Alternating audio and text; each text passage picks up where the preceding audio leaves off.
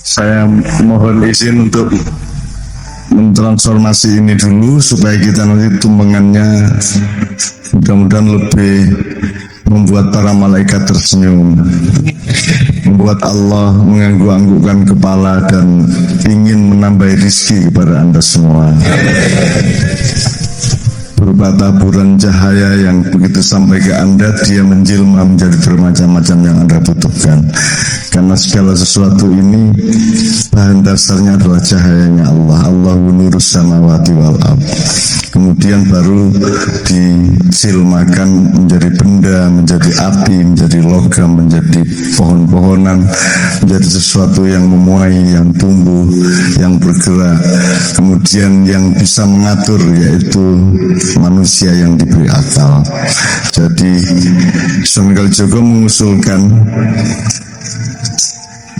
pertama, temennya nasi ini ditambahi 3 yaitu kembang mawar, kembang kenongo dan kembang kantil. Saya kira Anda sudah dengar, tapi yang belum dengar tidak usah tanya kepada yang sudah mendengar, dan yang sudah mendengar tidak usah cerita kepada yang belum mendengar, supaya ada manfaatnya omongan saya ini. Mawar itu diambil sebagai wakil dari Syu'uban wa Qabail, sebagai wakil dari kebermacam-macaman ciptaan Allah. Ibarat kebun dengan banyak kembang, diambil mawarnya yang memang paling romantis dan paling populer. Mawar ini bisa berlaku untuk bermacam-macamnya cara Anda melakukan Islam, meskipun tetap dalam koridor tauhid. Saya tidak mengatakan koridor syariat, tapi koridor tauhid ya, karena itu agak beda dan keluasannya harus kita pahami secara serius. Bisa berlaku juga untuk Bhinneka Tunggal Ika, bisa berlaku untuk apa saja yang namanya mawar itu. Kemudian mawar itu harus kita sadari dia kenongono, kenongunu, kenong ini. Dia punya kedaulatan, dia punya hak untuk memilih, untuk melakukan apa saja yang dia maui, dan Allah hanya memberikan sebab dan akibat.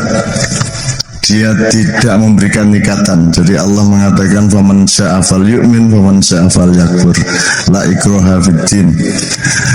Barang siapa mau taat kepada Allah, taatlah. Barang siapa mau membangkang kepada Allah, membangkanglah, dengan mengetahui sebab akibatnya. Kemudian tidak ada paksaan dari Allah. Anda mau kafir monggo, mau muslim, asal tahu akibatnya, asal tahu kausalitasnya. Mas Toto, mbok dimohon untuk ke depan, tolong dipandu.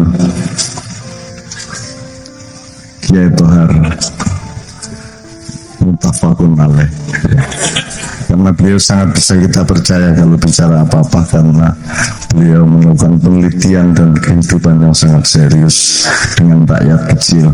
Terus saya teruskan, kenongono, kenong ini, kenong unu. Jadi Anda punya kebebasan. Anda mau PKB monggo, mau PDIP monggo, kita mau Gerindra monggo, mau milih Jokowi monggo, mau milih Prabowo monggo, asal Anda mempelajari sebab akibatnya, kan gitu kan. Mau Syiah juga monggo, mau Ahlus Sunnah wal Jamaah juga monggo. Syiah itu Anda artikan sebagai satu aliran sejarah dengan asal tertentu, boleh. Anda anggap Syiah itu si A, si B, si C, ya boleh. Anda anggap Syiah itu orang yang malas sholat, kalau diajak Syiah ya rapopo, monggo saja ya ta. Dan Anda harus bergembira, kuncinya ya, malam ini harus bergembira, dan sepanjang Anda hidup harus bergembira. Temukan hal-hal yang membuat Anda gembira, karena tidak mungkin Allah menciptakan Anda untuk dibikin sedih dan menderita. Allah menginginkan Anda semua gembira. Oke. Jadi itu mawar. Tapi seboleh-bolehnya orang memilih, seboleh-boleh orang berpencar-pencar, ya ada rumus la tahsabun jami'an wa qulubuhum syatta. Jangan sampai Anda berkerumun seperti ini, berkumpul menjadi satu, tapi sebenarnya hati Anda saling incar-mengincar, saling iri dengki, saling bersaing untuk hal-hal yang tidak positif dalam hidup Anda. Maka kalau bisa yang ketiga adalah bunga kantil. Jadi boleh berbeda-beda tapi harus tetap kantil, gitu ya. Moga maksudnya kantil apa rek atine rek? Kalau makanan yang kantil antar satu dengan yang lainnya,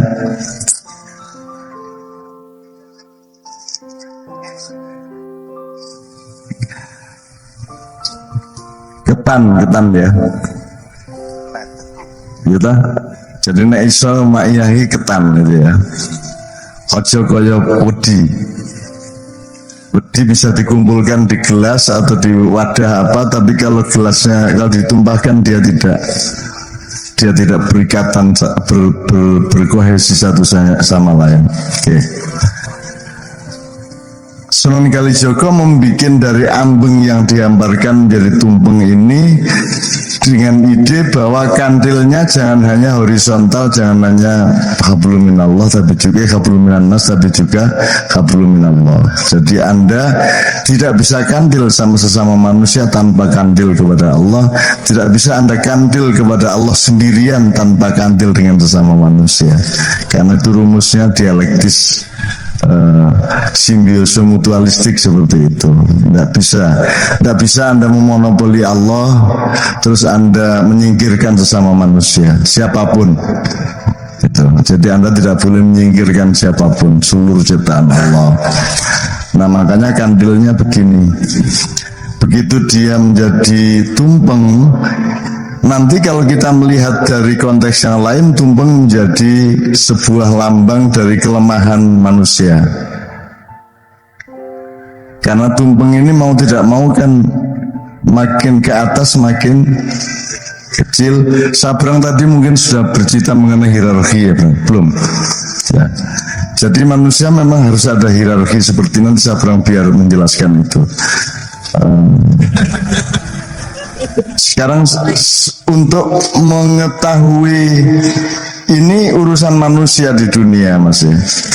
Tetapi mungkin bisanya manusia cuma seperti ini, tetapi ada yang Allah kasih ke kita. Saya tanya kepada Anda, seperti di mau coba syafaat di Padang Bulan, kemudian di Kenduri Cinta, sudah saya bertanya hal yang sama. Coba saya minta 3 gedung yang terindah, bangunan yang terindah di dunia menurut Anda. Mas, Ka'bah. Jelaskan bahwa Ka'bah sangat indah. Ayo Mas. Iya Mas.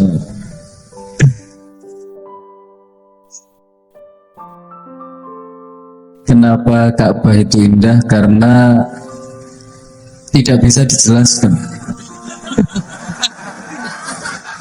Atau gini aja, yang menurut masyarakat dunia, menurut penulis buku, menurut kritikus kesenian, seni rupa, menurut pers, menurut koran, menurut majalah, menurut televisi, gedung yang terindah itu apa? Bangunan yang terindah di dunia itu apa? Bukan menurut Anda, udah. Menurut yang selama ini ada di dunia. Taj Mahal, apa namanya Mas? Menara Eiffel, Menara Eiffel, mergo miring itu ya. Oke. Oh, bisa ya. Oh, berarti aku sing miring itu ya. Oke, Eiffel, Taj Mahal, Borobudur, tembok Cina, oke, sip. Berarti Ka'bah ranking ke berapa? tidak pernah disebut sebagai bangunan yang indah, betul.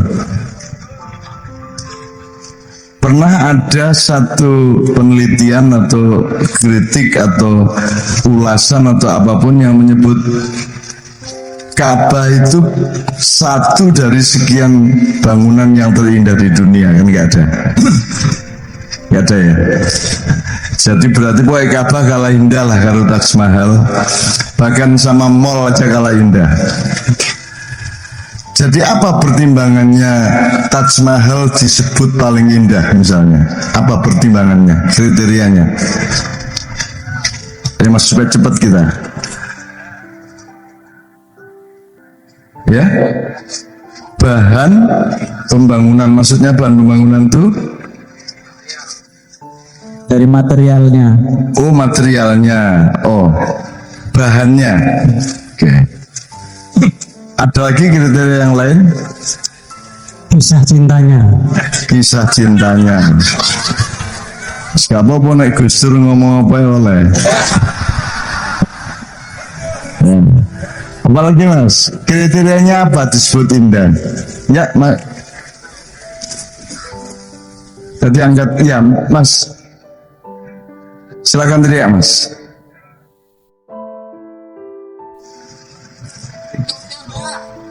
Bentuknya.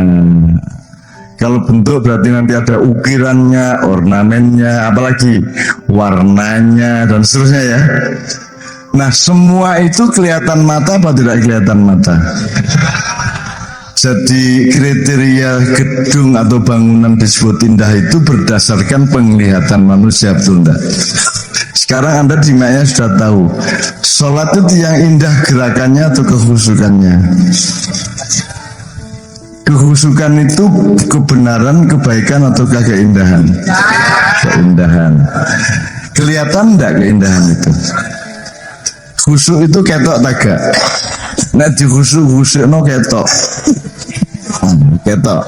Tapi khusuk itu kelihatan enggak?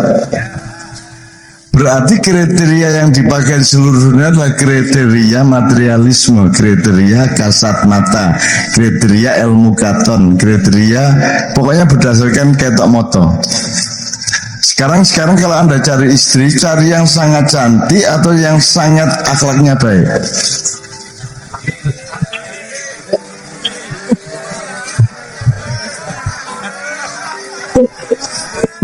Apa ter. Betul. Yang mau bersakinah bersamaku gitu. Itu jawabannya seanane. Yang jelas cantik mbah. Tapi kalau elek jadi mboten wonten niku.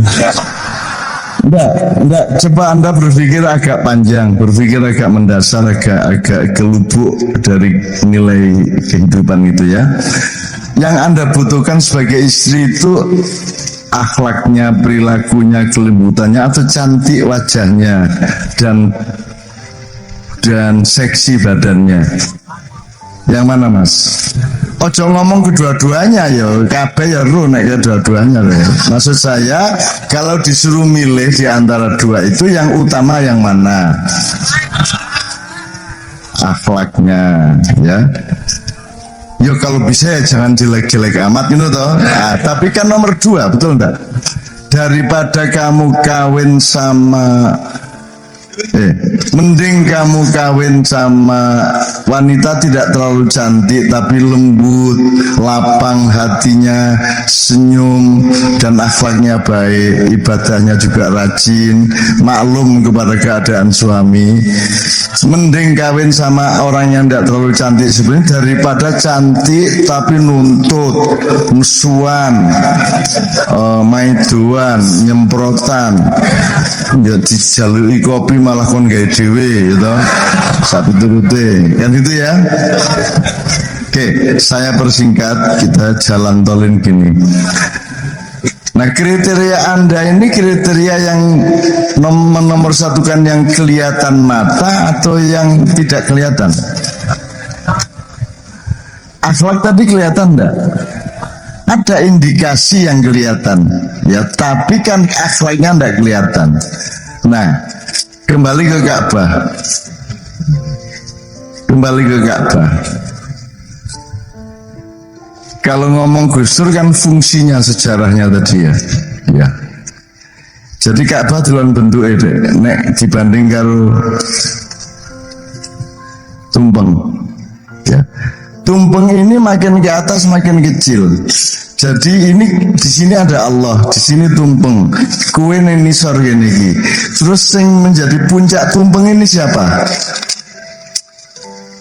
Yang dianggap orang yang paling unggul dalam beragama Islam itu siapa? Ulama, siapa meneh? Ustadz. Sakarpe wis Habib, Gus, Kiai, Habib itu ya. Siapa? Sanun itu bukan kriteria. Bukan kriteria, itu individu dia. Ya. Jadi yang supaya bisa naik menjadi puncak tumpeng ini syaratnya apa? Orangnya baik atau orang yang berilmu?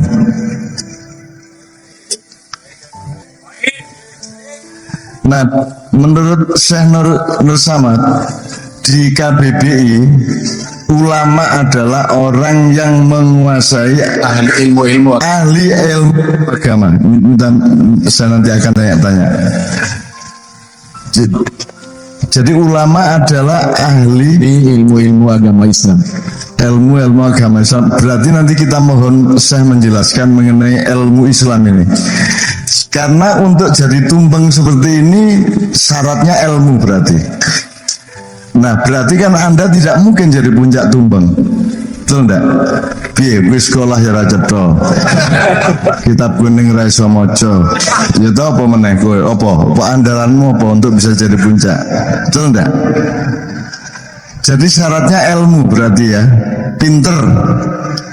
Nah di Ma'iyah kalau ngomong awam selama ini kan sing luwih penting kuwi pintere apa apike. Nah tidak berlaku untuk tumpeng toh, sebab syaratnya tumpeng tadi adalah berilmu, betul enggak? Dari sudut itu tumpeng itu kalah sama Ka'bah. Kalau Ka'bah tidak ada pucuknya. Semua orang asal bertauhid, berakhlak baik, taat kepada Allah, dia orang pucuk kabeh wong iso mendapati ridho Allah. Jelas ya Mas? Itulah letak keindahan Ka'bah. Tidak feodal. Bahkan sebenarnya tidak hierarkis di situ. Terus pokoknya mengkardus loh gue. Bahwa atas sama, jadi semua orang punya hak untuk mendapatkan surga Allah, mendapatkan ridha Allah, dan kriterianya bukan ilmu. Apa sarjana UIN dijamin lebih dekat kepada Allah dibanding kuli pasar? Enggak. Karena kriterianya bukan ilmu, betul enggak? Kriteria untuk dekat kepada Allah apa? Takwa, oke. Akhlakul karimah, ya tauhid lah itu ya, gitu ya. Oke. Jadi Mas sekarang ngerti ya bahwa Ka'bah adalah bangunan simbolik nilai-nilai yang paling tinggi dan paling indah dibanding seluruh kehidupan di dunia, dibanding seluruh bangunan-bangunan yang ada. Seindah-indahnya Taj Mahal, dia bukan Rabbah hadzal bait. Ya, hadzal bait yang dimaksud Allah di surat Quraisy ya. Ya apal surat Quraisy? Li ilafihim fal ya'budu alladzi, terus lumayan berarti sudah sering ngimami tarawih. Dan saya lihat di mana-mana apa loh, yang ayat yang lebih panjang juga apa? Gitu. Kalau Ka'bah itu kan Rabb hadzal bait, jadi tuan rumahnya Ka'bah itu Allah. Ditentukan oleh Allah sendiri di sini loh saya. Alamat saya itu di Ka'bah. Meskipun jangan terus ngintip di Allah ya gitu ya. Jangan disangka orang yang bisa membuka takbir Ka'bah terus masuk pintunya di situ ketemu Allah, enggak begitu. Itu kan cara berpikir materialistik ya. Kalau Anda berpikirnya rohaniah, itu kan tanda saja bahwa disitulah Allah berpusat atau menghadirkan dirinya yang utama. Meskipun Allah juga ada di mobil itu, Allah juga ada di pohon itu, Allah juga ada di dalam kalbumu, betul enggak? Ya, oke. Jadi teman-teman sekalian, anak-anakku sekalian, sekarang jelas. Kalau kita tumpengan harus dengan kesadaran Ka'bah. Ngerti nggak? Ngerti maksudnya? Tumpengan jangan dilihat secara materialistik, karena tumpengan ini maksudnya Sunan Kalijogo adalah kamu harus kantil sama manusia, tapi juga harus kantil kepada atau dengan Allah Subhanahu Wa Taala. Jangan tidak pernah online, jangan pernah tidak online dengan Allah Subhanahu Wa Taala. Urusan apa saja ingat Allah. Makanya disediakan kalimat thayyibah. Pas ini astagfirullah, pas ini subhanallah, pas ini astagfirullah, ya la ilaha illallah, Allahu akbar, dan seterusnya. Meskipun semua itu bisa diucapkan kapan saja. Kalau Anda dapat rezeki banyak, mengucapkan apa? Itulah. Nek astagfirullah cocok enggak? Cocok enggak? Loh, masa enggak cocok? Berarti pikiran Anda linear. Astagfirullah dapat rezeki, astagfirullah artinya saya mohon maaf kepada Allah ya, kalau hati saya tidak tepat menerima rezeki ini, dan kalau nanti saya salah menerapkan rezeki ini, maka kita ucapkan astagfirullah, subhanallah ya cocok, innalillahi ya cocok. Bayangin sekarang Anda dikasih duit bapak terus innalillahi wa inna ilaihi raji'un, dikaplok sama bapak Anda kan gitu. Padahal bener rizki yang dari bapak itu juga berasal dari Allah, dan Pak ini akan saya kembalikan kepada Allah, sama-sama benar. Jadi tidak ada yang benar, ayat apapun saja benar untuk apa saja. Jadi masalahnya bukan ayat apa, bukan wirid apa, bukan zikir apa, bukan dibaca berapa. Masalahnya adalah engkau sendiri tepat apa tidak hatimu dan pikiranmu kepada Allah. Coba sekarang, apa yang sekarang baik di dunia ini? Sejak berpuluh-puluh abad yang lalu nenek moyang kita makan nasi, sekarang makan nasi bahaya, betul enggak? Makan nasi sekarang bahaya enggak? Kenapa? Akan gula. Makan telur, kolesterol. Santan, kolesterol.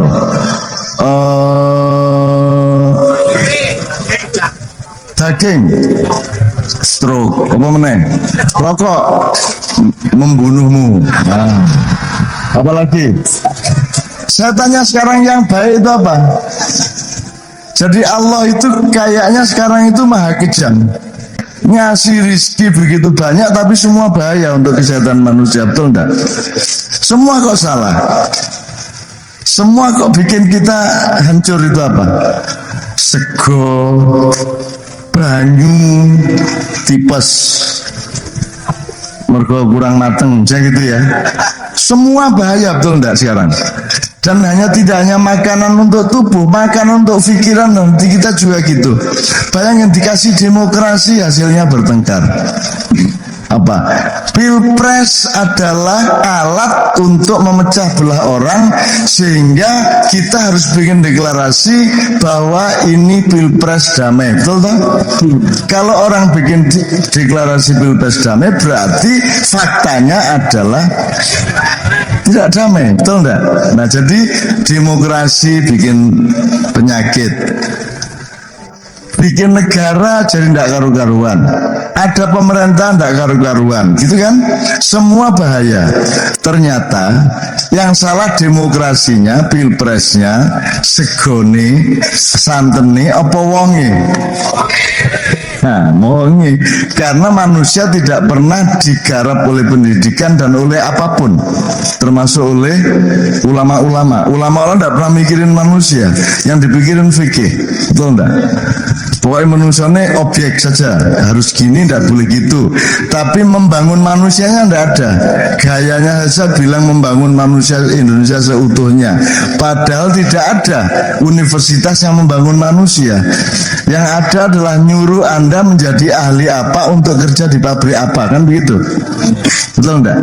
Jadi tidak ada manusia yang seutuhnya yang kita kerjakan. Tidak ada kurikulumnya, tidak ada lembaganya. Maka manusia seluruh dunia sekarang ini sedang mengalami ketidakseimbangan yang parah, baik kesehatannya, kondisi badannya tidak seimbang, ngene kolesterol, ngunu stroke, ngunu gula, pokoknya semua jadi salah, semua jadi penyakit, apa aja jadi penyakit sekarang, itu ya. Anak umur 21 loh stroke. Ya apa ya? Anak umur 26 kanker. Ada umur 30 ringe wis papat jantungnya. Jadi kok semua salah ya? Kok semua berbahaya di dunia ini? Hidup merupakan ancaman bagi manusia sekarang. Betul enggak?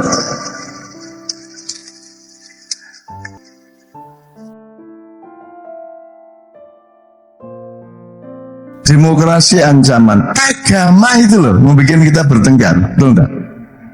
Pokoknya kalau sudah Sunni tidak mau yang lain, kalau sudah Syiah juga khawatir kepada yang lain, kalau sudah parpol benci kepada parpol lain, kalau sudah jadi capres mendoakan supaya lawannya kalah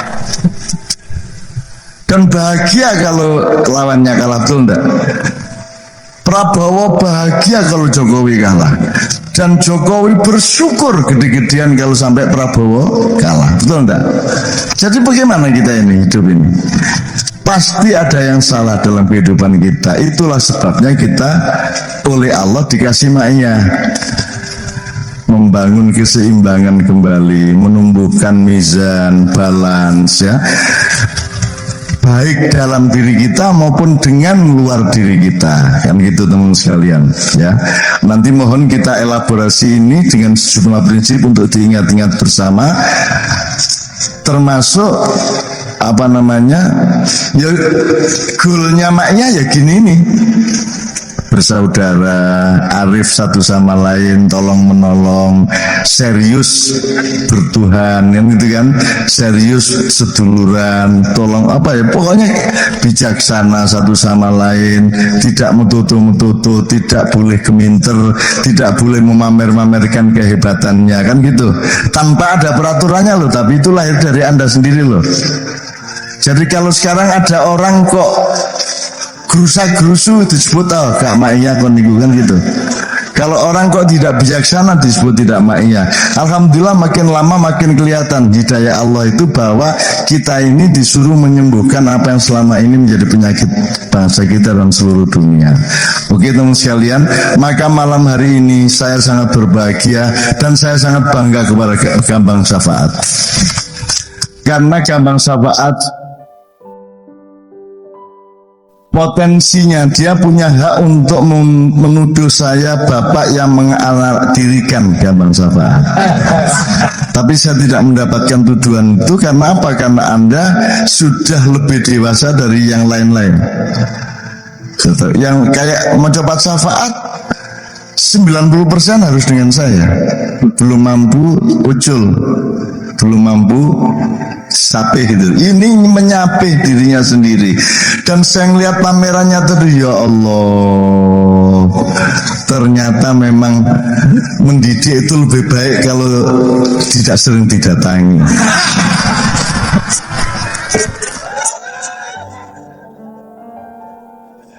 Loh iya, saya tuh kakak saya yang tertua itu sama anaknya itu sakinah banget.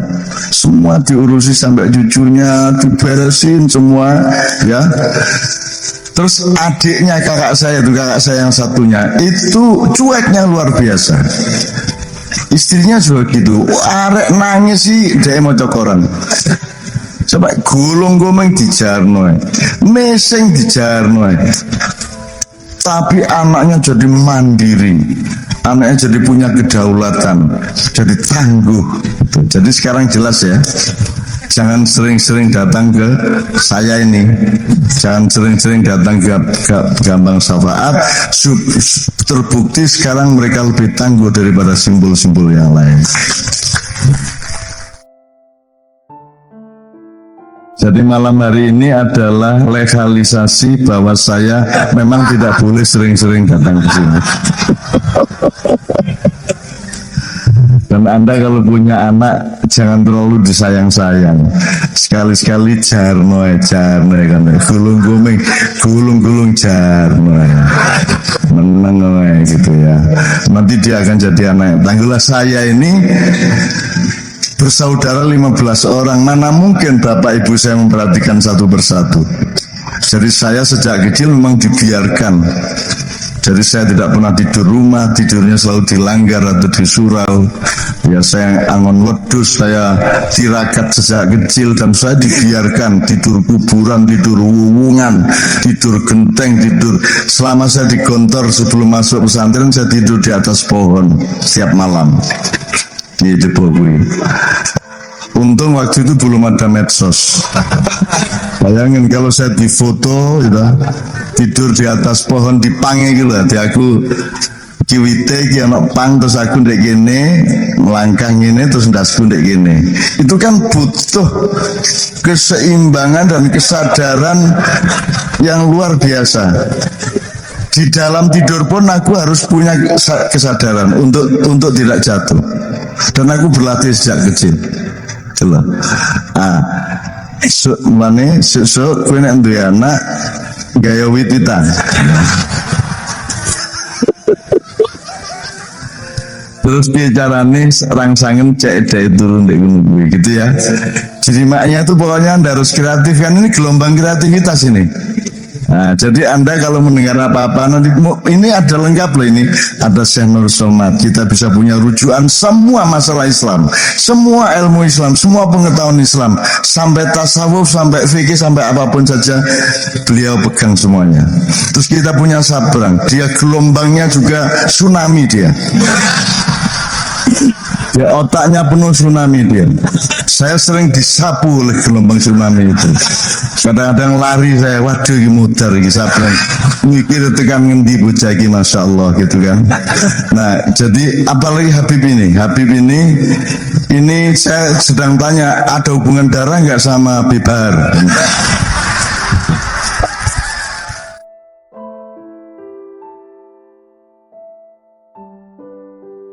Jangan sekali-sekali melakukan silang sama dia, didengkul raimu kan.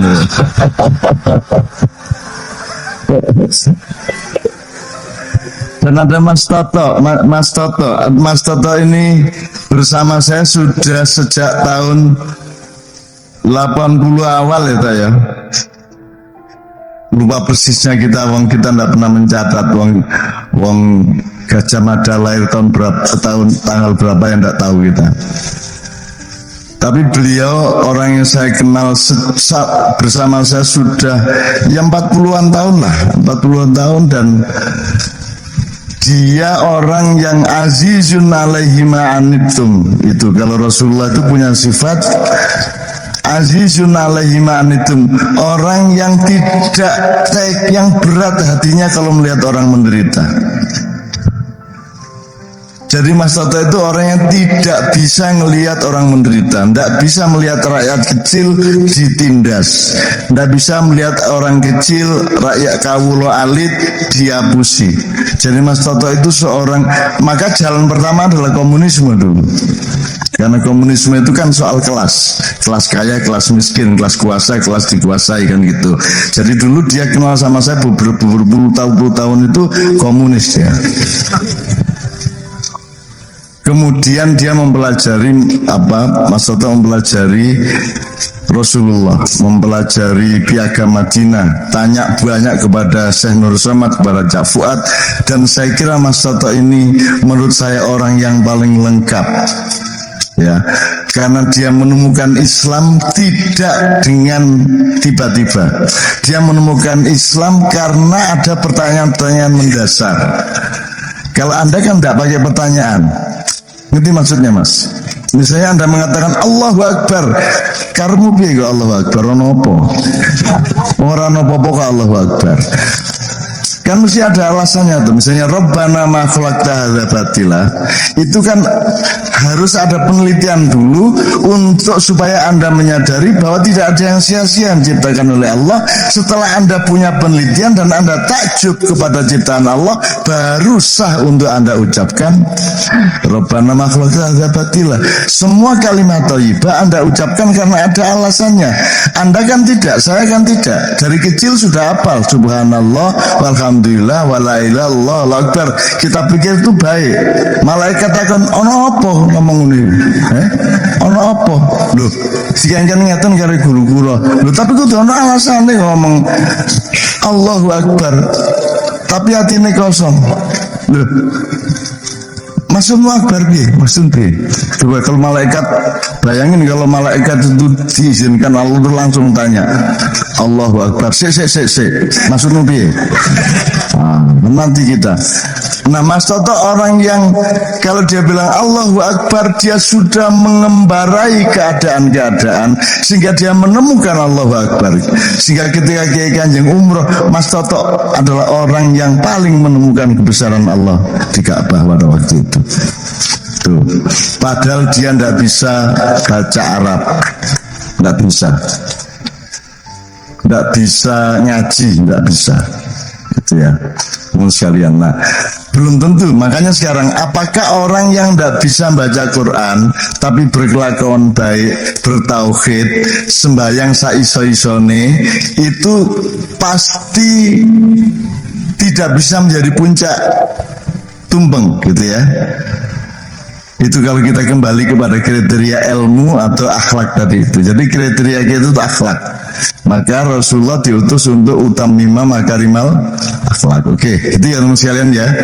Sekarang kita sudah jelas tumpengnya begitu, Ka'bahnya begitu, maka hatimu hati Ka'bah, tapi strategimu strategi tumpeng, tidak ada masalah, gitu ya. Jadi misalnya gini, ada agama, ada budaya, ada seni. Ada agama syar'i, ada agama hakiki. Maksudnya syar'i itu peribadatan simbolik, apa namanya, ekspresinya jelas, ya, waktunya jelas, prosedurnya jelas, itu agama syar'i. Terus pada hakikatnya setiap perbuatan baik kan sebenarnya bisa disebut unsur agama hakiki, betul enggak? Betul enggak? Semua kebaikan kan diajarkan oleh Allah melalui agama. Jadi apa saja yang baik itu sebenarnya secara hakiki dia adalah bagian dari agama. Benar enggak nih? Benar enggak? Bahwa nanti ada ukuran syar'inya, misalnya, loh, tapi kamu kan kamu berbuat baik sama tetanggamu, tapi kan kamu bukan orang Islam. Nanti biarkan ada kriteria itu, tapi hakikinya orang berbuat baik tetaplah berbuat baik, dan kita hanya bisa mendoakan mudah-mudahan Allah menerimanya. Itu saya menyebutnya kasus Abu Thalib. Menurut Anda Abu Thalib pamannya Rasulullah itu muslim apa bukan?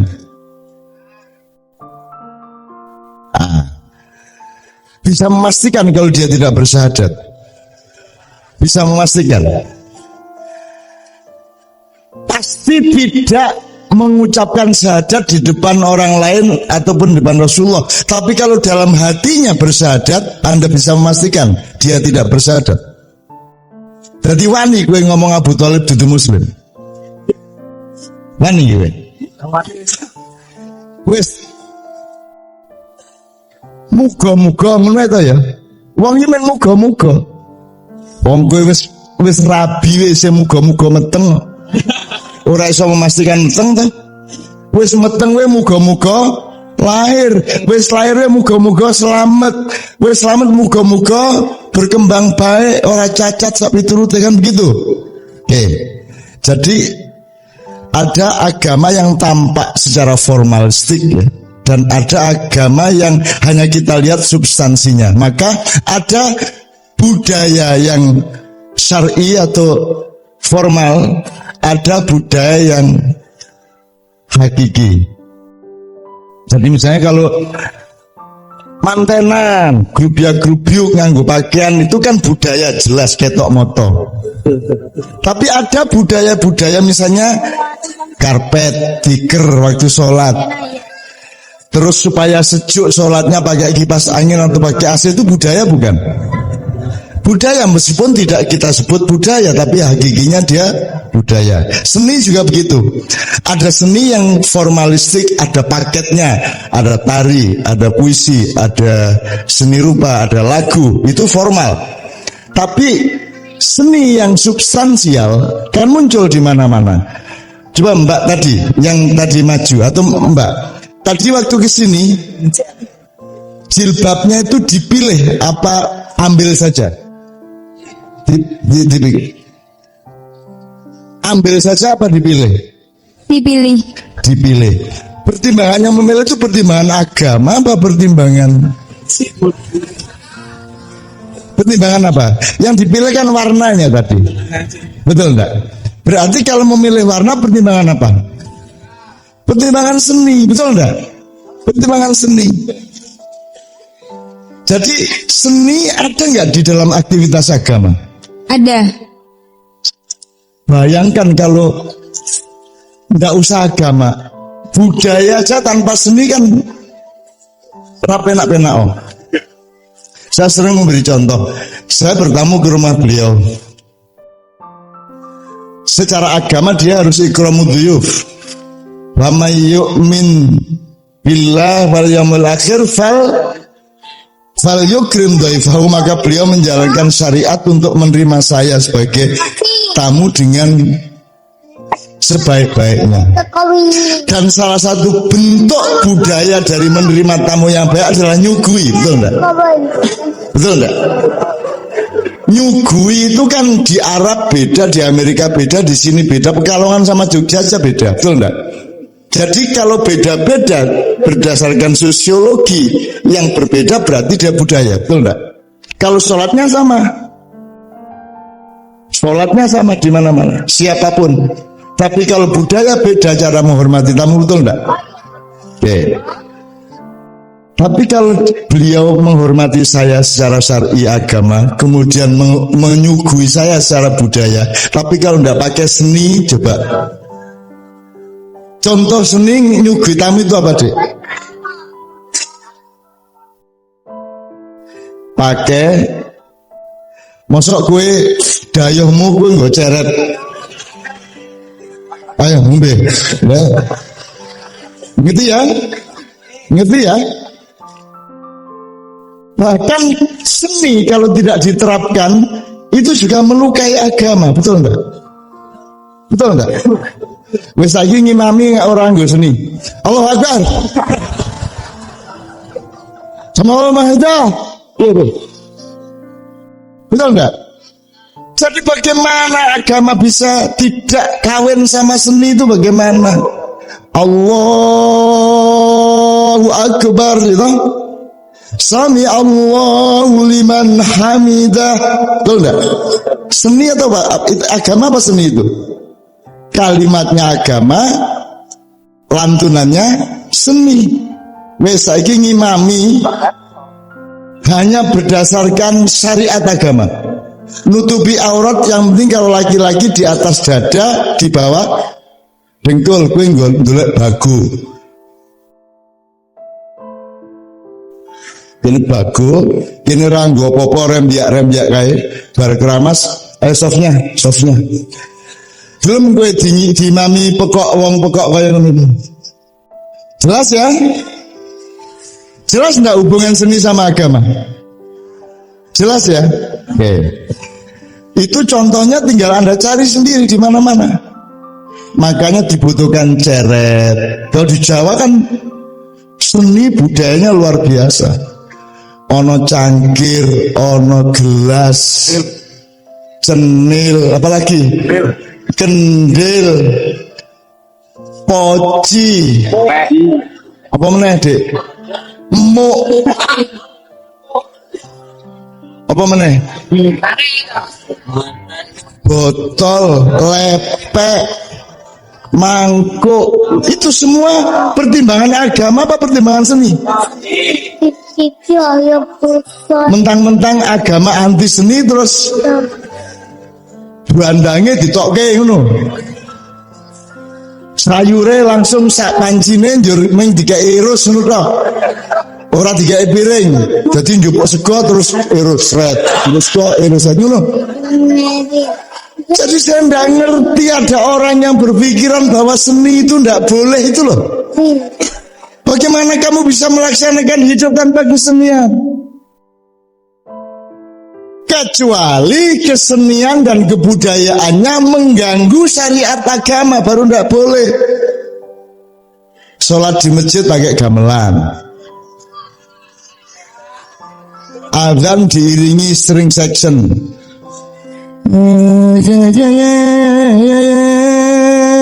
Allahu Akbar,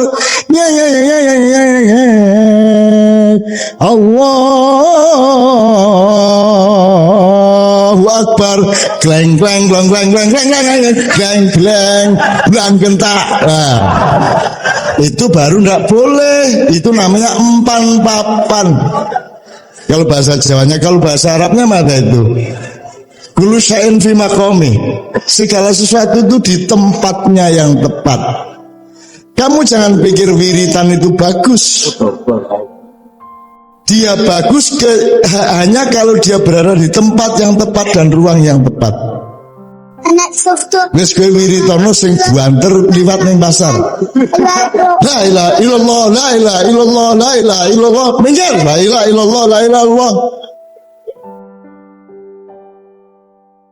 Kurang bagus apa wiritannya? Nek wong edan to kuwi. Wiritan ning pasar karo nyibak-nyibak wong, ya toh? Jadi semua fi maqami, fi makani, wa fi saati, kan gitu ya. Semua di waktu dan ruang yang tepat. Ketepatan ruang dan waktu itu juga seni, bukan hanya agama. Agama yang membutuhkan, agama juga menyuruh tepat. As-sholatu ala waktiha. Kesenian juga harus tepat. Misalnya aku jaluk nada Pak Joni, dong apa wis? Ini. Salatullah salamullah ya. Ya saiki coba sing pales, kowe tendang ning pales suaramu. Ora suarane sing pales. Salatullah harus tepat nggak nadanya? Jadi ketepatan itu tidak hanya tuntutan agama, dia juga tuntutan kesenian, dia juga tuntutan kebudayaan. Wes nek ora percaya, kacamatamu apik to Mas? Ning kacamatamu, ning jadal diwalik. Ning ganggu diwalik. Mangga mendhuwur coba jajal. Wes piye? Kalau nanti kamu pulang ke rumah, kamu punya istri, terus kamu pulang ke rumah, terus kacamatamu kok balik, bojomu kan soto, iki bojoku kendir apa ya saiki ya, kan gitu, betul nggak? Jadi tuntutan agama banyak sekali yang sama dengan tuntutan budaya dan seni, tidak bisa dielakkan. Baju itu budaya dan kesenian dan agama. Sebagai penutup aurat dia agama, sebagai keindahan untuk dilihat dia kesenian, dan sebagai syarat pergaulan dia kebudayaan, betul tidak? Dan ini sekali golek contoh. Bahkan di dalam Islam kesenian diatur sedemikian rupa meskipun tidak dilihat oleh orang lain.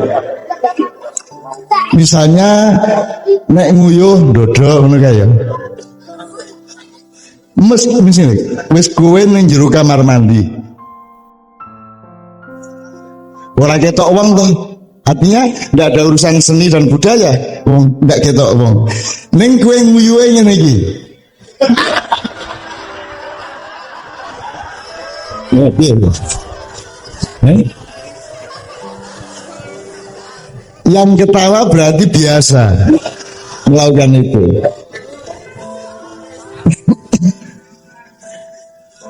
Ya, Pak sampai di sini cukup jelas ya.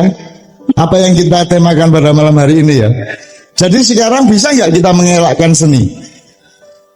Nggak bisa, meskipun dia harus pada tempatnya dan pada ruangnya. Jadi misalnya gamelan begini ya jangan di dalam masjid lah, itu kan secara budaya ndak enak. Meskipun secara syar'i belum tuh ndak boleh. Tapi timbangannya ora penak karo wong liya wis mending aja, kan begitu. Kita ngalah aja lah. Asline jane ora apa-apa. Keplok barang ning masjid ora entuk to saiki. Ono kuwi. Dalile. Ning jero masjid ora entuk keplok. Misale wong maca Quran ora entuk keplok. Ono dalile. Logikane ono ora? Apa sing salah? Itu kan cuman perjanjian hati ra penak nek keplok. Ngono tok to. Itu cuman urusan budaya. Neng janjane keplok ra apa-apa. Sing salah apa dengan keplok? Wong kowe seneng banget le ngaji apik banget dan bersyukur ya Allah apik banget. Boleh ndak itu sebenarnya? Sebenarnya boleh. Cuman kita punya perjanjian budaya yojo lah nek iki dudu bal-balan ya. Dadi nek bal-balan keplok ora apa-apa ya to, ning nek cah ngaji ya ojo kan begitu. Dan itu bukan syariat, itu perjanjian budaya. Nah orang sekarang tidak bisa memilah-milah di agama, di budaya, di kesenian. Nah malam hari ini kita belajar itu. Nah sampai di sini kalau ada sesuatu yang akan diresponkan saya persilakan Bapak. Bapak. Monggo Bapak. Kalau ada monggo. Jadi agama itu memang bertingkat-tingkat, Cak Nun. Ada agama itu ada yang memang pokoknya saja. Misalnya kalau kita makan, yang penting tidak mati. Cukup makan nasi, ya nasinya saja. Itu kan juga pokok. Tapi ada agama itu juga yang tidak cukup hanya makan saja, tapi ada ya makan, ada lauk pauknya, ikan asin misalnya itu, ada ikan asinnya. Tapi masa makan hanya nasi dengan ikan asin saja? Ya lauk pauknya yang agak bergizi sedikit, tambah daging, air susu. Makanya kemudian ada agama itu yang apa namanya tersiernya. Ada agama yang penting pokoknya, kemudian ada sekundernya, ada yang tersiernya gitu. Seperti tadi itu jadi seni, budaya, dan agama. Jadi agama itu memang intinya saja. Mungkin yang budaya itu adalah yang sekundernya, tapi dan yang seni itu adalah tersiernya gitu. Seperti sholat, kalau yang agamanya saja ya cukup Allahu Akbar bisa, tapi nanti kan ada budayanya, ada sininya gitu. Canan.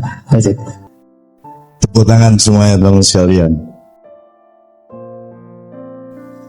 Jadi ini sebuah cara pandang yang lebih memudahkan lagi untuk memahami itu semua.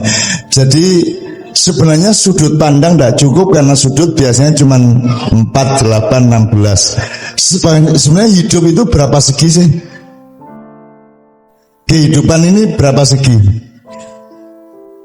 Tidak bersegi kata beliau, bulatan.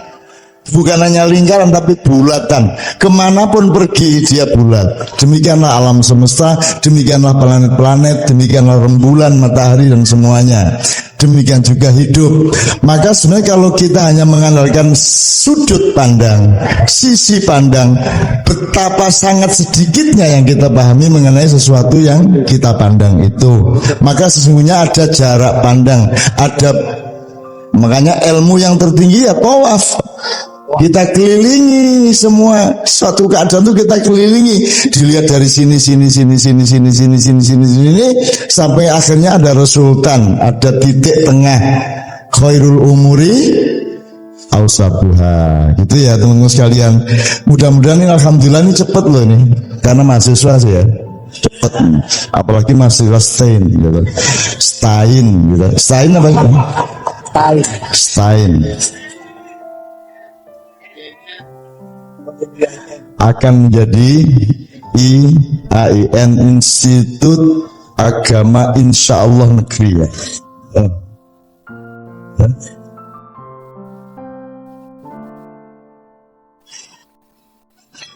Sangat bagus. Nanti Anda juga boleh merespon ya Pak. Sekarang terakhir untuk tahap ini. Apakah untuk menjadi Islami, untuk menjadi agamawi, untuk menjadi agamis itu ibaratnya seni, atau misalnya seni atau budaya itu harus qasidah, harus sholawat, harus Arab? Apakah kalau Jawa, Barat, Afrika, India, Melayu itu kalah nilainya dibanding Arab? Enggak ya. Jadi kalau Mas Doni tadi membawakan itu, sekarang saya tanya, selama kita ketemu ini tadi, kira-kira yang sifatnya dosa apa? Yang kira-kira salah di hadapan Allah, apa nih gimana?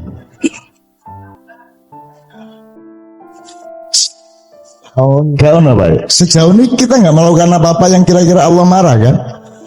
Berarti semua ini insya Allah baik ya. Kalau baik berarti include agama apa tidak? Fiddin aula, fil Islam aula. Nah, jadi apapun bisa fil Islam. Boleh gamelan, boleh duduk, kok duduk apa ini? Pemukul, boleh ini. Apalagi ini sangat Islami kalau saya taruh sana Pak. Kalau di sini agak Nasrani kalau di sini. Nek kepengin Islami tak jelek kono. Iki siji ndak apa-apa. Yang gede. Oke, ya. Oke. Yo. Oke, yo. Ya Allah, busung lapar.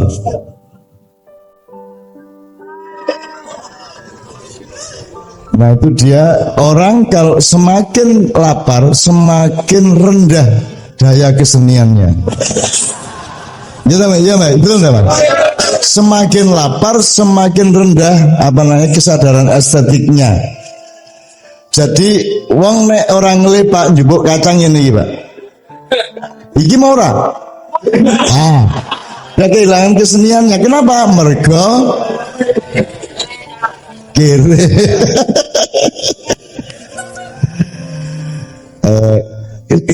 Sekarang sudah kita temukan tuh ya, proporsi seni, tempatnya di mana, makomatnya, bagian sudah kita temukan semua.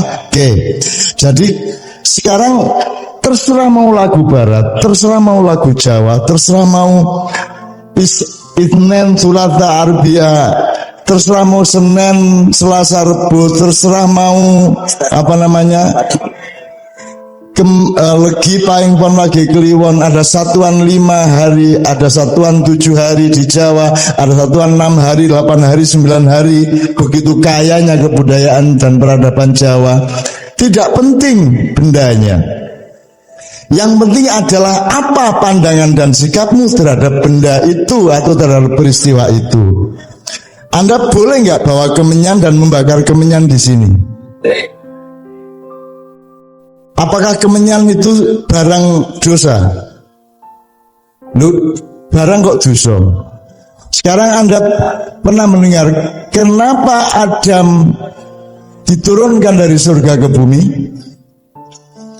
Karena atas godaan iblis,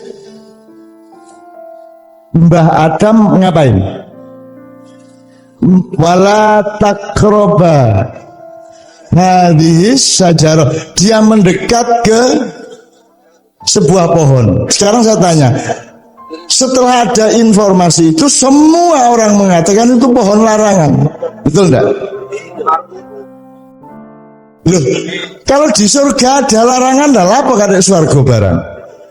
Di surga enggak ada larangan dong, itu bukan pohon larangan. Loh, kalau di surga masih ada larangan, bukan surga dong namanya. Yang ada larangan di sini dong. Kalau di surga tidak ada larangan, Anda mendapatkan apa saja yang Anda inginkan 100% mutlak, kata Allah. Jadi itu bukan pohon larangan. Jadi tolong STIN punya tradisi ijtihad seperti ini. Itu bukan pohon larangan. Adam ini barusan diajari wa 'allama Adamal asma kullaha tsumma aradhumal malaika. Dia masih semester 1. Adam ini masih belajar alif ba ta.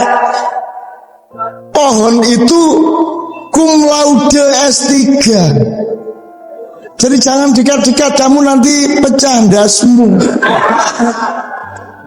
Nanti kita semua akan berkerubung di pohon itu tadi yang Adam tidak boleh mendekat, karena Adam ini manusia pionir. Dia yang akan menjadi perintis dari seluruh umat manusia, anak turunnya. Jadi dia belum mengerti sosiologi, dia belum mengerti mata kuliah yang bermacam-macam, dia masih ilmu dasar. Jadi dia jangan dikit-dikit pohon itu. Bukan berarti pohon itu jelek. Di surga tidak ada sesuatu yang jelek. Oh, jadi disebut pohon larangan. Ayo, pernah mikir itu? Ini oleh-oleh saya kemarin dolan ke sana. Tak delok endi sih jalan larangan lho, itu bukan larangan ngono aku. Loh, apakah saya dolan ke sana benar apa tidak? Iya, jawab. Saya itu orangnya husnudzon sama Allah. Merasa ke sana ya untuk toh. Wong incipi kok mengkangen ora entuk. Kan saya sering mengatakan yang tidak mungkin umroh karena tidak punya duit, ya sudah bikin Ka'bah kecil-kecil di kebun belakang, dibungkus kain hitam, dicariin batu, dicat ireng, taruh di pojok, terus kue mubeng. Ya karim, ya karim, ya karim, ya karim, labbaik Allahumma labbaik, ya mubeng. Terus nanti kalau dimarahi sama bapakmu, apa kamu aman kamu kok bung tawaf kamu? Enggak. Loh, ngapain kamu kok seperti orang haji? Ya ngincipi lah. Nah kita enggak bisa ke sana ya. Loh, bapak jangan marah kalau memang tidak mau saya begini, biayai saya lah. Kan gitu ya kan? Yang salah adalah kalau kamu menganggap bahwa itu naik haji. Kalau kamu cuma mubeng lah, orang apa mas? Orang apa mas? Amin Allah, anggap bayang-bayang lah. Entah tapi, lawang nanti kalau anda sudah bersuami istri sudah beli-beli, anda tahu makna yang saya omongkan tadi. Kau naik tugas keluar kota sak minggu rong minggu, ini kan masalah dengan istri. Yang masalah bukan sih anda, jadi anda juga masalah, kangen. Kalau malam tilang nggak bisa tidur, WA-an sampai pagi, gitu kan? Terus namanya juga laki-laki, suami kan ada rasa kangen, terus meluk guling, terus lihat-lihat fotonya, ya toh, taruh dompet lihat fotonya, kan nggak puas juga. Maka kebanyakan lelaki pergi kemana-mana membawa celana dalam istrinya. Diuntel-untel dalam di tas. Gue wis Bukan saya. Bukan sampean bawa 3 malahnya. Tadi kita bengi pak dicantol di lambung. Boleh enggak itu? Boleh, enggak ada masalah. Kecuali kamu bawa ke seminar, kamu gulung di sini, apa itu? Celana dalam istri dong. Ini gendeng jenenge. Oke, bismillahirrahmanirrahim sekalian, oke.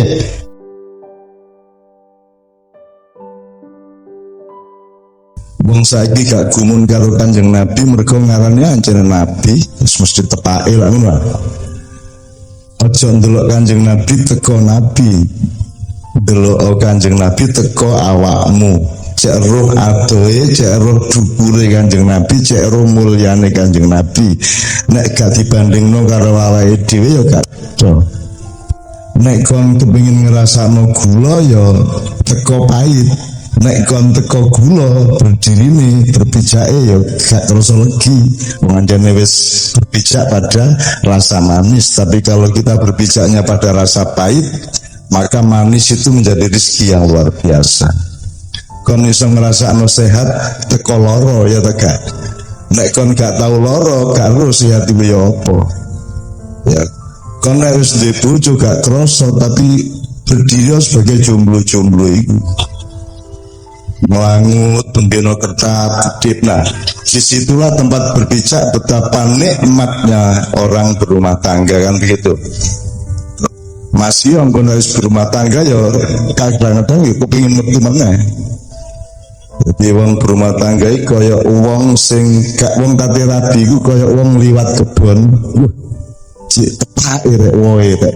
Kepingin mlebu, akhirnya mlebu rabi. Begitu ndek jero susu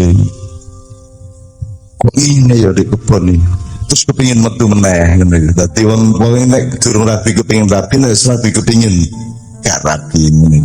Yang ngene urip ya. Oke. Jadi Indal Qiyam tadi saya ambil 2 pelajaran arek-arek kabeh, anak-anakku kabeh. Pertama, nek sampean tuku sate kerang ngetokno duit di warung, sampean langsung oleh, jadi sebab dan akibatnya langsung ketok, langsung situ rasakno. Kita boten. Nek sampean nandur jagung petang wulan kait roh ngene hasilin nandur jagung ketok dan iso dirasakno. Apa meneh sampean ngelamar nyambut gawe utawa mulai tang didik-didik mari ngono mulai oleh hasil, semakin hari semakin bulan semakin gede hasilnya, alhamdulillah iso dirasakno, iso didelok, iso langsung. Tapi nek sampean selawatan hasilnya apa? Iso didelok tagak, iso dirasakno tagak. Ono tagak teori ini digawe memverifikasi atau menganalisis atau menyimpulkan apa to rek hasil awake dhewe selawatan iki. Ono tagak parameter iki gak tau ditolak karo wong-wong. Maka kita harus meningkatkan ilmu kita. Jadi nek kon selawatan itu ada hasil yang lebih komprehensif yang tidak tentu kita bisa lihat kecuali kita menggunakan ilmu yang selengkap mungkin. Jadi selawatan itu kan sebenarnya untuk memancing berlakunya syafaat Rasulullah SAW. Ya kan? Dengan konselawatan syafaat berlaku menurut. Nah syafaat itu semacam undang-undang darurat. Jane awakmu iku dosane akeh mlebu neraka, tapi mergo awakmu iku jek belum selawatan terus mau Kanjeng Nabi Gusti Allah terus akhirnya sayang karo kamu gak wis tak ubahno surga sakno arek-arek. Itu berarti ada undang-undang darurat, kudune mlebu neraka iso mlebu swarga. Sebaliknya kudune mlebu swarga malah mlebu neraka. Nek selawatanmu ono faktor-faktor sing tidak kompatibel dengan hubunganmu secara batin dengan Rasulullah Sallallahu Alaihi Wasallam. Selawatan langsung berakibat nang atimu, tapi mungkin akibatnya dalam hidupmu, pendapatanmu lah gak iso diukur. Nek kon sering selawatan, pendapatan nafkahmu kira-kira mundak tamudun gak iso ngukur kon. Negara iki aman. Tidak ada yang bisa memastikan bahwa amannya negara ini salah satu sumbangannya adalah karena semakin banyak orang berselawat. Gimana caranya tahu? Nah, awakmu ganti ilmu nih. Apa menen di UNER gak ono ilmu ngono. ITS tambah nemen gak ono. Tidak ada parameternya, tidak ada metodologinya, dan tidak ada perangkatnya untuk melihat yang mana ini hasilnya selawatan. Padahal urip itu 99% berada di luar pengetahuanmu. Kon bal-balane masih wis nyetel 334 misalnya atau 433 ya. Sing kok setel iku netok. Tapi melakukan bal gak iso kok sedal ya tak. Mari kok saduk rada meleset didik moro-moro terus kepeksa dimbal norono balik norono, awakmu gak iso mengontrol jalannya bola. Kan gitu. Artinya hidup ini tidak bisa Anda kontrol. Anda tidak tahu persis hidup ini sebenarnya. Maka kita bergantung kepada Allah. Dan salah satu cara kita bergantung kepada Allah adalah dengan dekat-dekat terus dengan Kanjeng Nabi Muhammad SAW. Cara yang paling efektif, shortcut. Apa jenis shortcut itu? Shortcut itu jalan pintas, jalan tol. Pak Muzamil tolong perhatikan nanti ditambah ya. Gak apa-apa anjane tugasnya iki sing duwe kitab sing temenan roh iku Pak Muzamil, aku iki mek ngasak lah. Nek beliau kan panen temenan. Aku iki ngasak. Jadi ini sejajar, kalau ilmunya sejajar sama Ustadz Abdul Samad. Andaikan dia orang Arab, dia sudah Habib Muzamil itu. Tapi mergo Madura ya gak cocok deh Habib. Paling Lora itu. Lora Zamil itu. Gak apa-apa, tapi gak penting kok rek. Gak penting kabeh iku, sing penting iku adalah apa? Apa sing Gusti Allah seneng dari kelakuanmu itu. Nah nanti ini ilmu kedua nanti, tapi tak tuntas selesai. Jadi ayo sinau niteni uripmu. Nek selawatanmu kok tambah, apa sing berubah di uripmu? Juga secara sosial.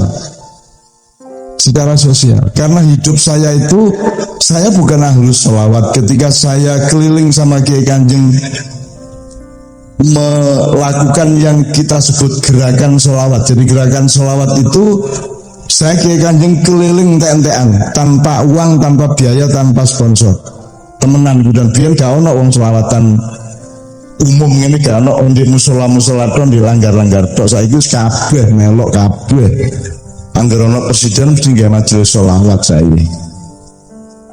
Nah, aku padahal gak iso sholawatan, aku iso nek tolak al-badru karo sholatul salam ulama loro iku tok. Gak iso aku. Belas gak iso, dan saya bukan ahli sholawat. Mergo gak sing ngelakoni ya tak lakoni kan. Dan itu saya lakukan karena kekecewaan saya terhadap reformasi, sehingga Pak Harto turun. Hari kedua Pak Harto turun, saya tidak lagi ikut-ikut seluruh situasi di elit politik sana. Saya langsung keliling pertama ke Kampung Cipinang, sholawatan pertama, kemudian ke daerah Cengkareng, kemudian ke Sunter, ke Penjaringan di daerah Tanjung Priok, daerah Jakarta Utara. Itu keliling ngene iki gak kepethuk wong kampung selawatan masih mek wong 30 wong 40. Ya kaya wong gendeng lah apa meneng selawatan ini. Dan selawatan mek loro iku diwola-wali. Gak ero aku. Lihat anak siji tapi temenan timbangane iki lha ngono. Anak rabi bojo siji tapi temenan olehmu mencintai. Timbangane papat kok etre-etre. Kita boten. Apa wong Indonesia nek didik ya aku tak belani sing didik ngono ae, Pak. Gitu ya. Jadi tolong mulai sekarang diiling-iling Pak ini ada Pak Dan Ramil, ada Pak Kapolsek, saya ada Pak Camat ya. Saya kira saya ini sama Kiai Kanjeng itu hampir tiap malam loh ketemu sama Pak Camat, Pak Lurah, Pak Kapolsek, Pak Dan Ramil hampir tiap malam di beribu-ribu tempat. Malam hari ini ke 3.877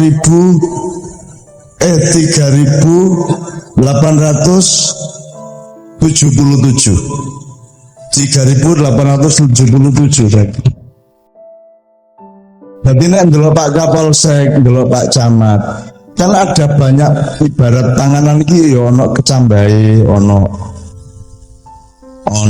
uyahe itu ya. Jadi kalau Pak Polisi itu ada faktor di mana beliau bertugas mengamankan masyarakat. Ada faktor di mana beliau adalah seorang kepala rumah tangga. Ada faktor di mana beliau adalah seorang hamba Allah. Ada faktor di mana beliau juga ingin punya nafkah yang mencukupi anak istrinya. Nah, faktor ini kemudian berubah-ubah sesuai dengan pangkatnya. polisi nek jeneng nisor ngene iki faktor religiusnya sangat tinggi. Tambah mendukur, tambah ndek, tambah susun teh. Nek Kapolri lu gak sampai entek, yo cek ngimami barang, tapi yo sudah tidak menjadi primer. Tapi kalau Kapolsek itu masih primer, agama masih primer. Jadi misalnya ini, nek Kapolsek ini butuh duit ya, tapi gak dagang. Tapi nek wis mulai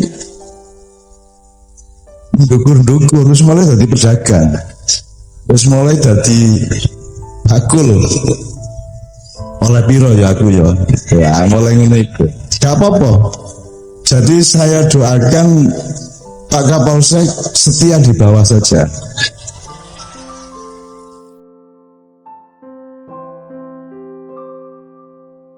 Tapi kalau beliau mengetahui itu, nanti naik ke tingkat apapun beliau tetap akan membawa kebenaran sejatinya Allah Subhanahu wa taala.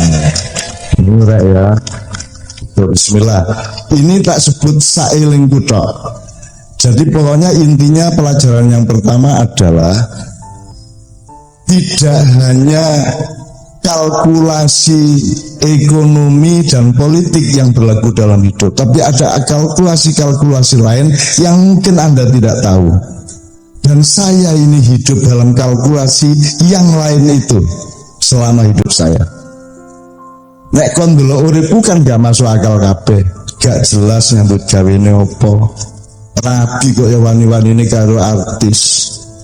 Ku tiga tuku lipstike piro ya. Gitu.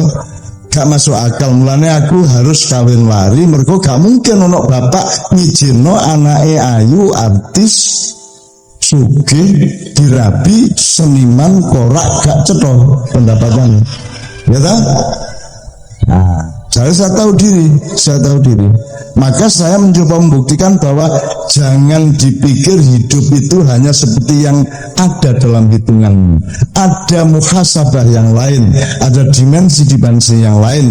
Dan kalau Anda rajin bersolawat, rajin wiridan, rajin beribadah, rajin di jero hatimu, Allah kanjeng Nabi terus menerus, insya Allah kamu akan menjumpai perhitungan yang lain yang orang-orang di sekitar Anda tidak mengetahuinya. Mulai ya.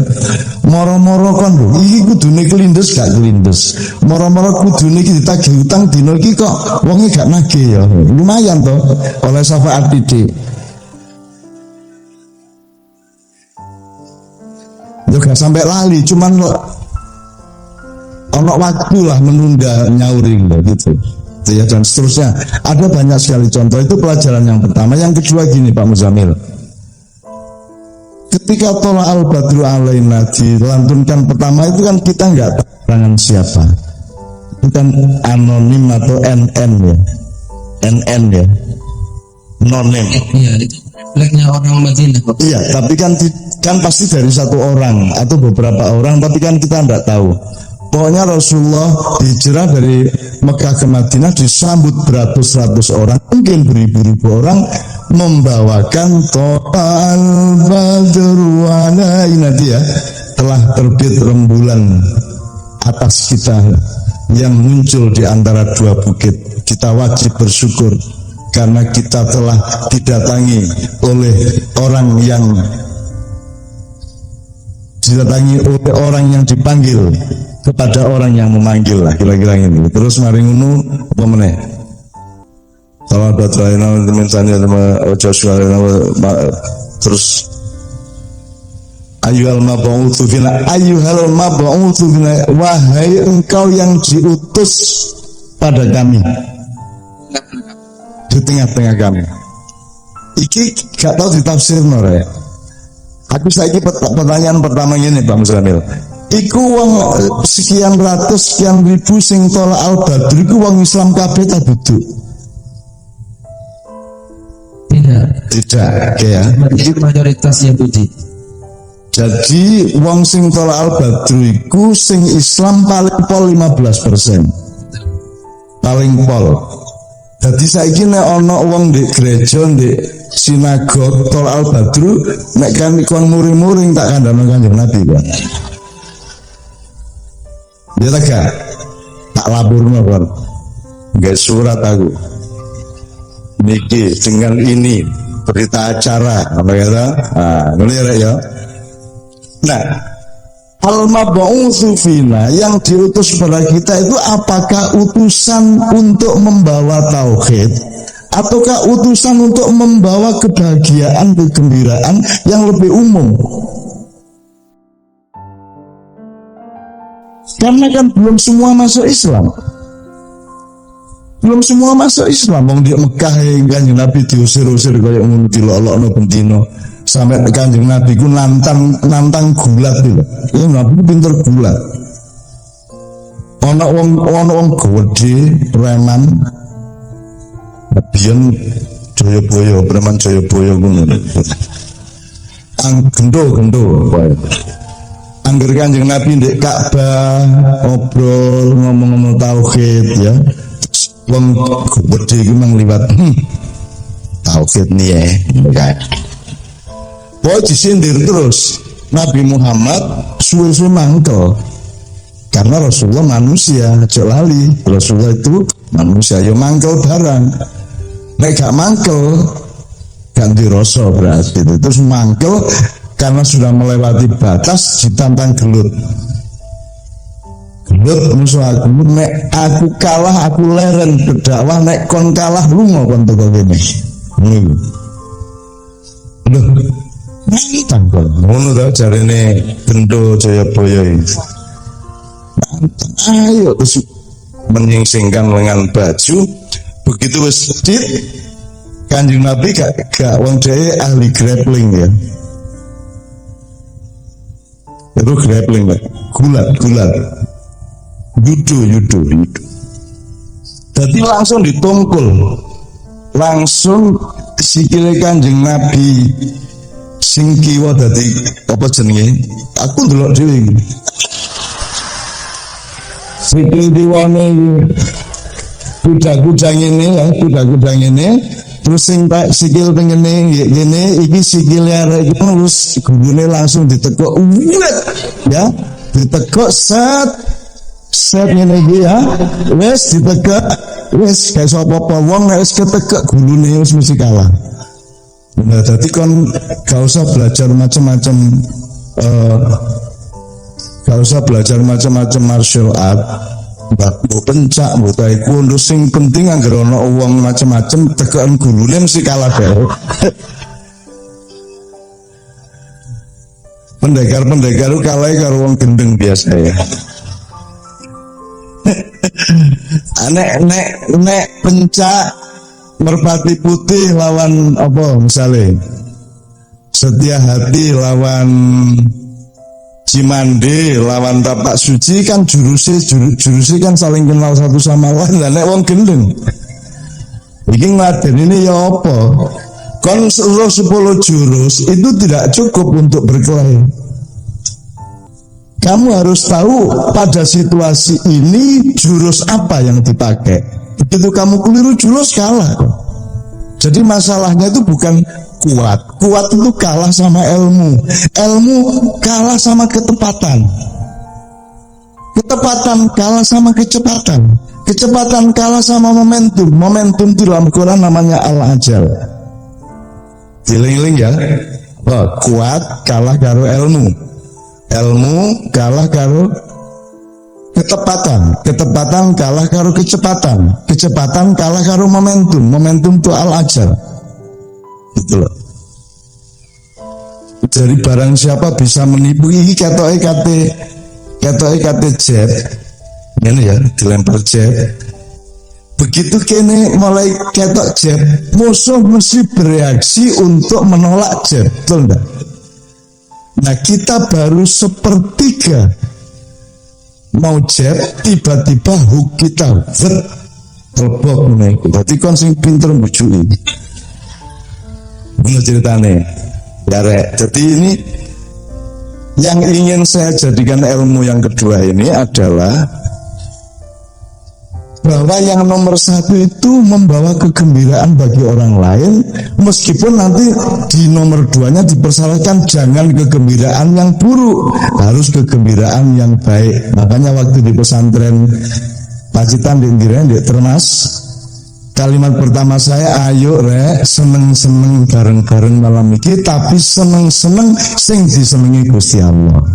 Bener ya? Ayo seneng, sore gak seneng gitu. Kudu seneng, cuman ono seneng sing disenengi Gusti Allah, ono seneng sing gak disenengi Gusti Allah. Lah ngono. Nah, sampai nyambut gawe kudu sing disenengi Gusti Allah. Nah, jadi ayyuhal mab'utsu fina ya.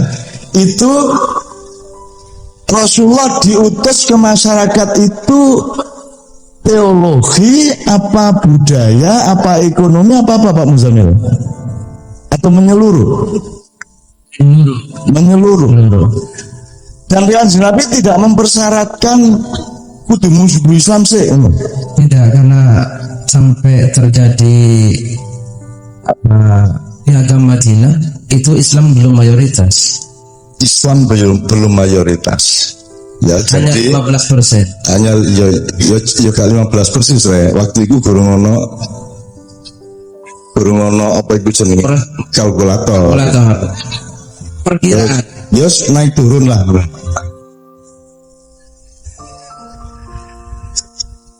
Persentase. Ini ya kira-kira